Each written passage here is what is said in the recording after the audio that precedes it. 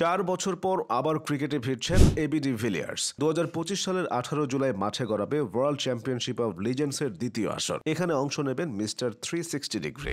ডিভিলিয়ার্সকে batting করতে দেখাটা যে কোনো ক্রিকেট প্রেমীর জন্য সবচেয়ে আকাঙ্ক্ষিত বিষয়। ব্যাট হাতে প্রোটিয়া এই কিংবদন্তি এমন এমন কীর্তি গড়েছেন যা সবার চোখে অবিশ্বাস্য, অথচ তার কাছে সেগুলো ছিল সাধারণ ও নিয়মিত ঘটনা। এবি ডিভিলিয়ার্স যেদিন দাঁড়িয়ে যেতেন, ক্রিকেট বলটা হয়ে যেত ফুটবল। উইকেটের চারপাশে শর্টস খেলতে পারতেন, তাই তার নাম দেওয়া হয়েছিল মিস্টার 360 ডিগ্রি। ওয়ানডে ক্রিকেটের দ্রুততম সেঞ্চুরি, দ্রুততম 150 রানের ইনিংস সবকিছুই তার দখলে। ওয়ানডে ক্রিকেটে 50-এর বেশি এভারেজ এবং 100-র বেশি স্ট্রাইক রেট নিয়ে ক্যারিয়ার শেষ করা একমাত্র ব্যাটসম্যান তিনি। সংক্ষিপ্ত ফরম্যাটের ভয়ঙ্কর এই ব্যাটসম্যান টেস্ট ফরম্যাটেও ছিলেন অপ্রতিরোধ্য।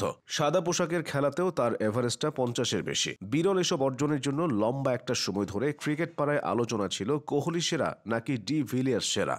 এমনকি সে আলোচনায় অনেকে ডিভিলিয়ার্সকেই এগিয়ে রাখতেন। দুনিয়ার যে প্রান্তেই খেলা হয়েছে, প্রতিপক্ষে যত তুখোর বোলারই থেকেছে, এবি ডিভিলিয়ার্স পারফর্ম করেছেন। আবুধাবির স্পিন নির্ভর উইকেটে পাকিস্তানের বিপক্ষে 278 রানের ইনিংস খেলেছেন। ঘরের মাটিতে অপ্রতিরোধ্য ভারতের বিপক্ষে খেলেছেন 217 রানের নান্দনিক ইনিংস। মাইটি অস্ট্রেলিয়ার বাঘা বাঘা বোলাররাও এবির কাছে নাস্তানুবাদ হয়েছেন। যেখানে যে ফরম্যাটে খেলা হয়েছে, অস্ট্রেলিয়ার বিরুদ্ধে ডিভিলিয়ার্সের ব্যাট তলোয়ার রূপে হাজির হয়েছে। এত কিছুর পরও কিংবদন্তি এই ক্রিকেটার একটা আন্তর্জাতিক শিরোপা জিততে পারেননি। বলা যায় ভাগ্য তার সহায় হয়নি। 2015 বিশ্বকাপে সেমিতে হারার পর মাঠেই অঝরে কেঁদেছিলেন। 2017 সালে চ্যাম্পিয়ন্স ট্রফিতেও গ্রুপ পর্বে বাদ পড়েছিল সাউথ আফ্রিকা। 2018 সালে এবি ডিভিলিয়ার্স যখন আন্তর্জাতিক ক্রিকেটকে বিদায় বলেছিলেন, তখন তার বয়সটা মাত্র 34। তার অবসরের সিদ্ধান্তে হতবাক হয়েছিল ক্রিকেট দুনিয়া। চাইলেই খেলতে পারতেন আরেকটা বিশ্বকাপ, তবে তার চোখের সমস্যা কেড়ে নিয়েছিল সেই সম্ভাবনা। অবসরের আগে তিনি চোখের জটিলতায় ভুগেছেন।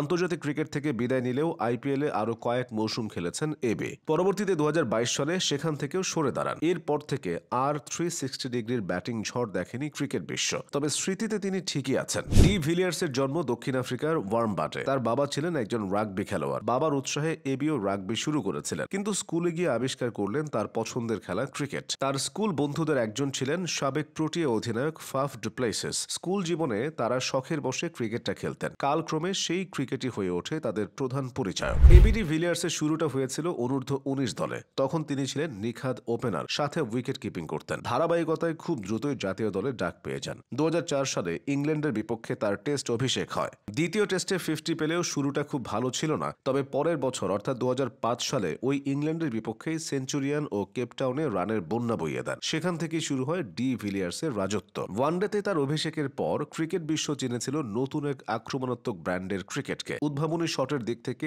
ডিভিলিয়ার্স দুনিয়াকে যা যা দেখিয়েছেন তা এর আগে কখনোই দেখা যায়নি। তিনি বলের মেরিট অনুযায়ী বা ফিল্ডিং সেটআপ অনুযায়ী শটস খেলতেন না। বল হিট করতেন নিজের সুবিধা অনুযায়ী। অফ স্ট্যাম্পের বাইরে বল করলে সাফল করতে গিয়ে সেটাকে লেগ সাইড দিয়ে ছক্কা হাঁকাতেন। প্রয়োজনে শুয়ে পড়ে ব্যাট চালাতেন। ওয়েস্ট ইন্ডিজের বিপক্ষে 44 বলে 149 রানের সেই ইনিংসটি তার যথার্থ উদাহরণ। এই ইনিংসেই তিনি 31 বলে 100 করে ওয়ানডেতে দ্রুততম সেঞ্চুরির মালিক হয়ে যান। ওয়ানডে ক্রিকেটে দ্রুততম 150 রানের ইনিংসটা তারই দখলে। এটা ওয়েস্ট ইন্ডিজের বিপক্ষে। 2015 বিশ্বকাপে 66 বলে খেলেছিলেন 162 রানের মহাকাব্যিক এই ইনিংস। জাতীয় দলের পাশাপাশি দীর্ঘ সময় তিনি আইপিএল মাতিয়েছেন। বেঙ্গালুরুর হয়ে গেইল, ভিলিয়ার্স এবং কোহলির রসায়ন অনেকের কাছেই নস্টালজিয়া। ক্রিকেট যতদিন থাকবে, এবি ডিভিলিয়ার্সও সবার স্মরণে থাকবেন।